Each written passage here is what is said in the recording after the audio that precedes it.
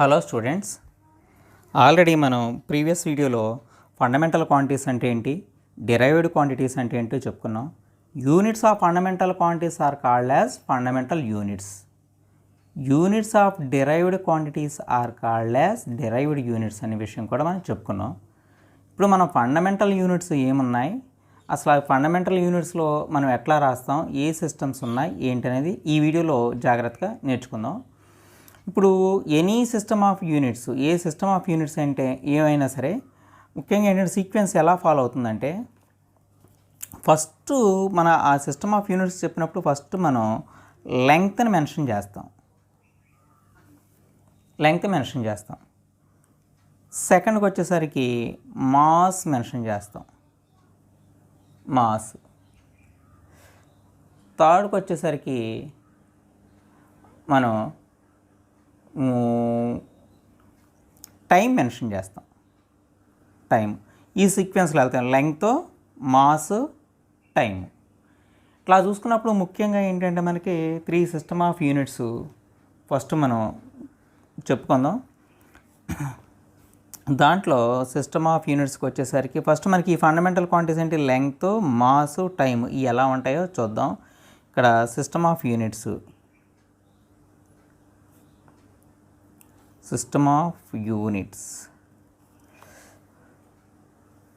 ఇట్లా పెట్టుకుందాం. ఇక్కడ సిస్టమ్ ఆఫ్ యూనిట్స్లో మనకి ఫస్ట్ వన్ ఈ CGS system, second one is MKS system, third one is FPS system. వచ్చిన ఫస్ట్ మనం ఏం చూసుకోవాలి, లెంగ్త్ చూసుకోవాలి. ఇందులో లెంగ్త్ ఎలా ఉంటుంది, లెంగ్త్ యూనిట్ ఏంటి. నెక్స్ట్ మాస్ చూసుకోవాలి, ఈ మాస్కి యూనిట్ ఏంటి. థర్డ్ వన్ టైము,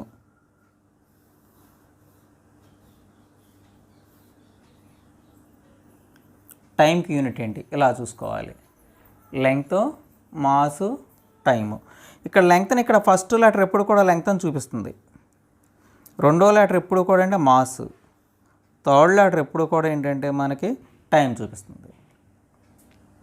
ఇప్పుడు లెంగ్త్కి వచ్చేసరికి ఇక్కడ సి అన్నాడు కాబట్టి ఇక్కడ దీంట్లో సెంటీమీటర్, ఇక్కడ ఎం అంటే ఇక్కడ మీటరు, ఇక్కడ ఎఫ్ అంటే ఫుట్. ఇది బ్రిటిష్ సిస్టమ్ అండి, దీన్ని ఎక్కువగా మనం ఇక్కడ యూజ్ చేయం. ఇక్కడ జీ అన్నాడంటే గ్రాము, ఇక్కడ కే అంటే కిలోగ్రామ్, నెక్స్ట్ ఇక్కడ పి అన్నాడు పౌండ్. మూడిట్లో కూడా టైంకి వచ్చేసరికి సెకండ్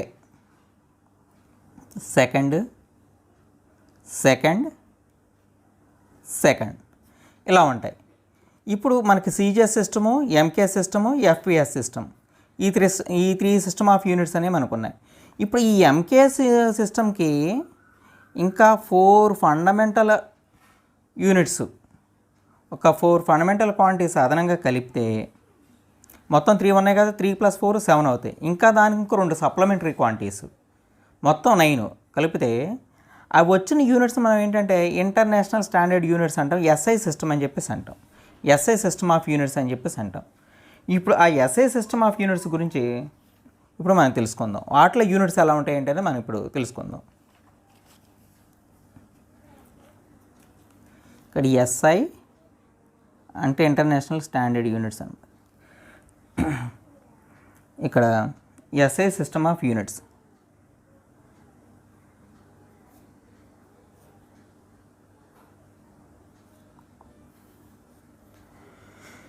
ఎస్ఐఎస్ సిస్టమ్ ఆఫ్ యూనిట్స్లో వచ్చేసరికి ఇక్కడ కొన్ని చూద్దాం. ఇక్కడ ఫిజికల్ క్వాంటిటీస్ ఏమేమి ఉంటాయి ఇక్కడ చూద్దాం.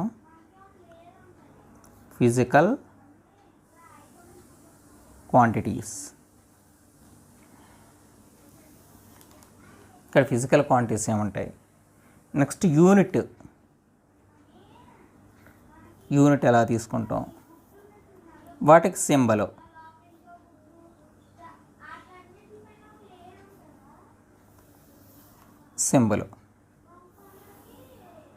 ఇప్పుడు ఫిజికల్ క్వాంటిటీ ఫస్ట్ ఎప్పుడు కూడా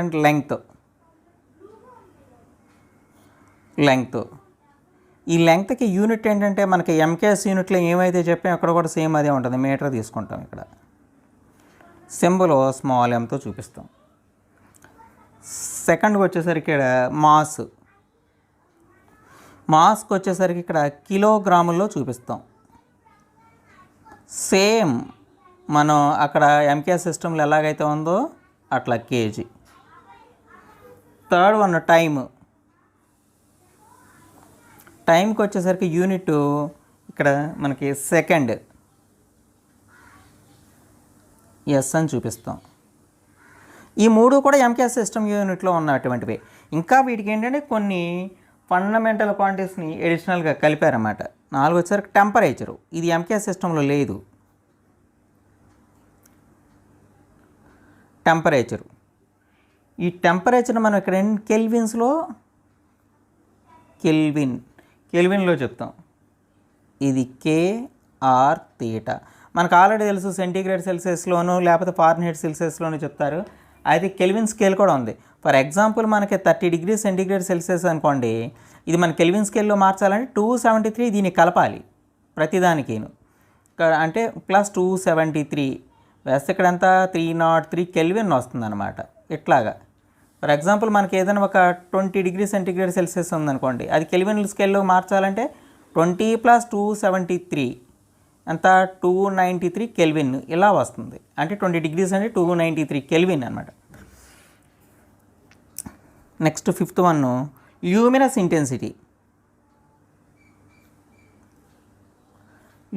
ఇంటెన్సిటీ.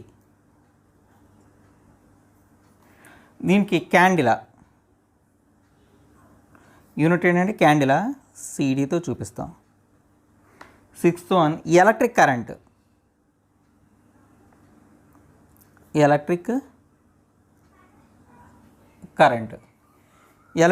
మనం యాంపియర్లో చెప్తాం,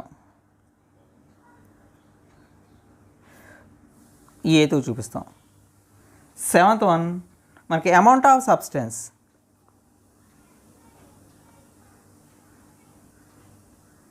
అమౌంట్ ఆఫ్ సబ్స్టెన్స్ దీన్ని మోల్లో చెప్తాం. మోల్ ఇలా రాస్తాం అమౌంట్ ఆఫ్ సబ్స్టెన్స్ని. ఇవి అయిన తర్వాత 2 సప్లిమెంటరీ క్వాంటిటీస్ ఉన్నాయండి. ఇంకా 2 సప్లిమెంటరీ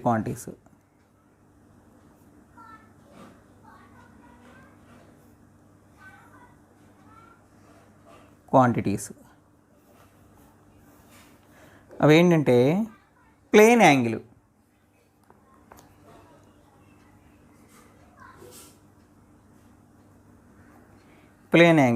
దీనికి యూనిట్ ఏంటంటే రేడియన్.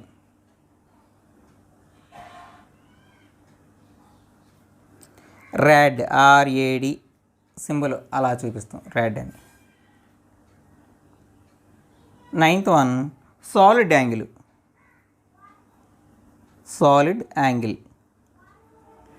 ఈ సాలిడ్ యాంగిల్ మనం స్టెరేడియన్తో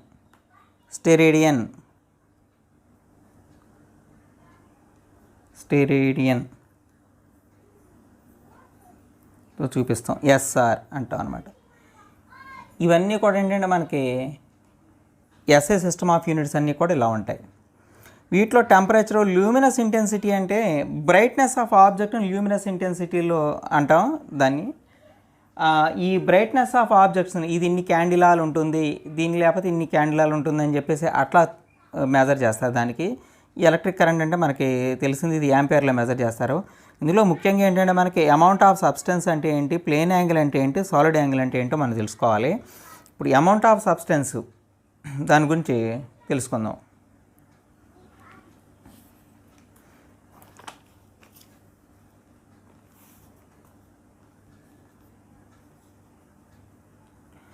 అమౌంట్ ఆఫ్ సబ్స్టెన్స్ ఇక్కడ ఏంటంటే ఒక చూస్తే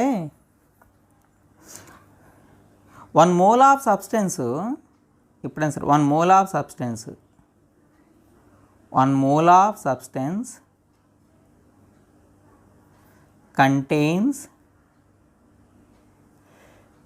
6.023 into 10^23 మాలిక్యూల్స్ అనమాట. ఇన్ని ఉంటుంది. దీన్ని ఏంటంటే మనకి అవగాడ్రో నెంబర్ అంటారు. దీన్ని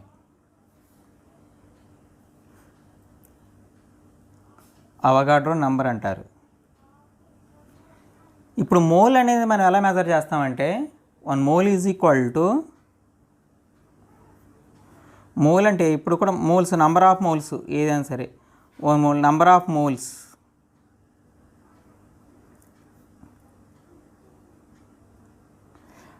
of moles is equal to weight in grams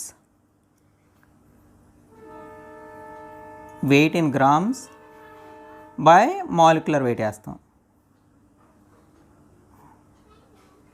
molecular weight ఇలా ఇది వేస్తే మనకి ఎన్ని మోల్స్ ఉన్నాయి అన్ని మోల్స్ వస్తుంది.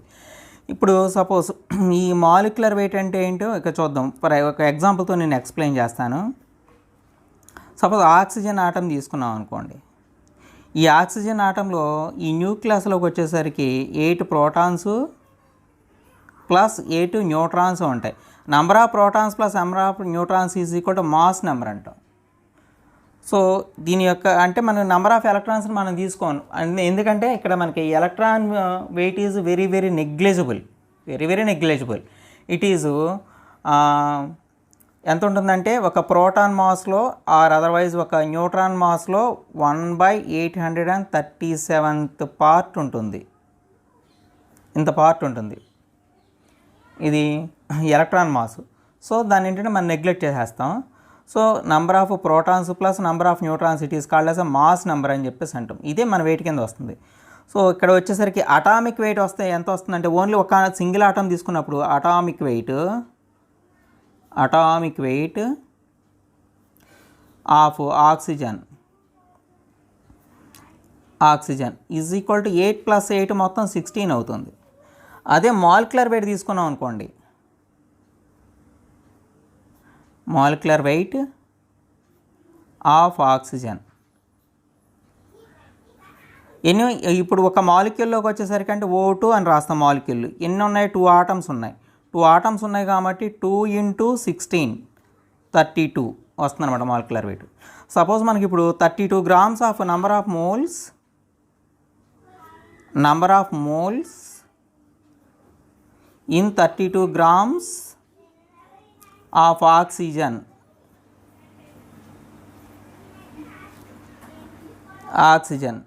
ఈజ్ ఈక్వల్ టు మనం ఇక్కడ ఎలా చేయాలి? వెయిట్ బై ఫార్ములా ఏంటి? Weight in grams by molecular weight. So weight in grams by molecular weight. So weight is equal to 32 by molecular weight కూడా 32. క్యాన్సిల్ చేస్తే ఎంత? 1 మోల్ వస్తుంది. అంటే ఇక్కడ అర్థం ఏంటి? ఇప్పుడు 32 grams ఆఫ్ ఆక్సిజన్ contains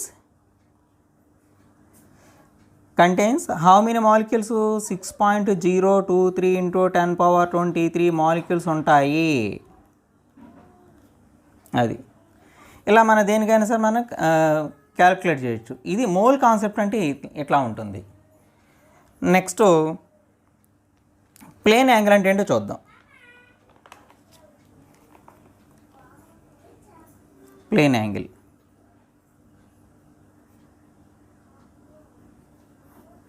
ఇప్పుడు సపోజ్ మనకి ఒక సర్కిల్ కింద తీసుకున్నాం అనుకోండి. ఒక సర్కిల్ తీసుకున్నాం, దీని రేడియస్ ఎంత అంటే ఆర్ రేడియస్ ఉన్న సర్కిల్ తీసుకున్నాం. ఇప్పుడు ఈ సర్కంఫరెన్స్ మీద కరెక్ట్గా ఆర్ లెంగ్త్ ఉన్నటువంటి మనకి లెంగ్త్ ఆఫ్ ఆర్క్ కరెక్ట్గా ఆర్ ఉండాలి. ఈ కర్వ్ అనమాట ఇది. అంత లెంగ్త్లో తీసుకొని ఇట్లాగా మనకి దీన్ని కట్ చేసాం అనుకోండి, ఇది ఆర్ లెంగ్త్ అనమాట. ఇప్పుడు ఇక్కడ సెంటర్ దగ్గర చేసేటువంటి ఈ యాంగిల్ మనం ఏంటంటే 1 రేడియన్ అంటాం. పైన సి పెడతాం, సర్క్యులర్ మెజర్మెంట్ అనమాట. సో ఇక్కడ ఎన్ని ఆర్లు వస్తే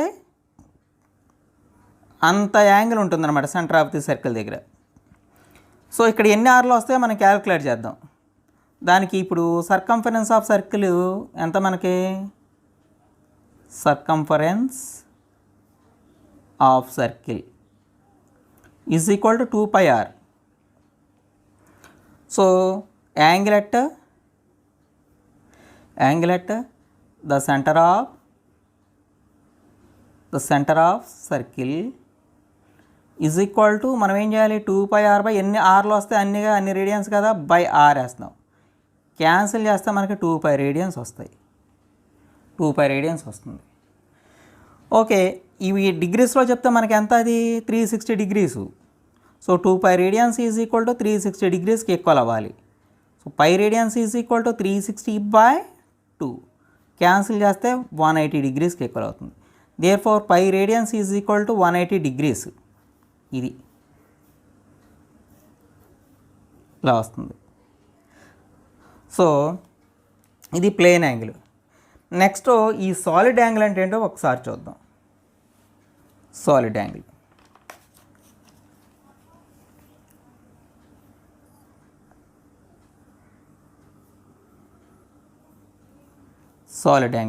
ఇది 3 డైమెన్షనల్ యాంగిల్. ఈ యాంగిల్స్ అని మనం 2 డైమెన్షనల్ చూస్తాము, ప్లేన్ మీదే చూస్తాము. ఇది స్పేస్లో చూసే యాంగిల్ అనమాట, 3 డైమెన్షనల్ యాంగిల్. ఇప్పుడు మనం సపోజు ఒక స్పియర్ గిని తీసుకున్నాం అనుకోండి. ఈ సెంటర్ నుంచి ఇక్కడ ఏదైనా దీని సర్ఫేస్ మీద ఒక చిన్న ఏరియా తీసుకున్నాం.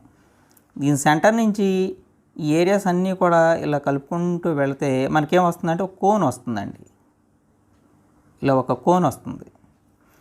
దీని రేడియస్ ఏమో ఆర్ అనుకోండి. ఈ ఏరియానేమో ఇక్కడ డిఏ అనుకుందాం. డి అంటే స్మాల్ ఏరియా అని. ఇప్పుడు మనకి ఇక్కడ solid angle is equal to omega is equal to మనం ఎలా డిఫైన్ చేస్తామంటే DA/r². ఇది ఎలా డిఫైన్ చేస్తాం. సో ఒమేగా ఇక్కడ టోటల్ సర్ఫేస్ ఏరియా ఆఫ్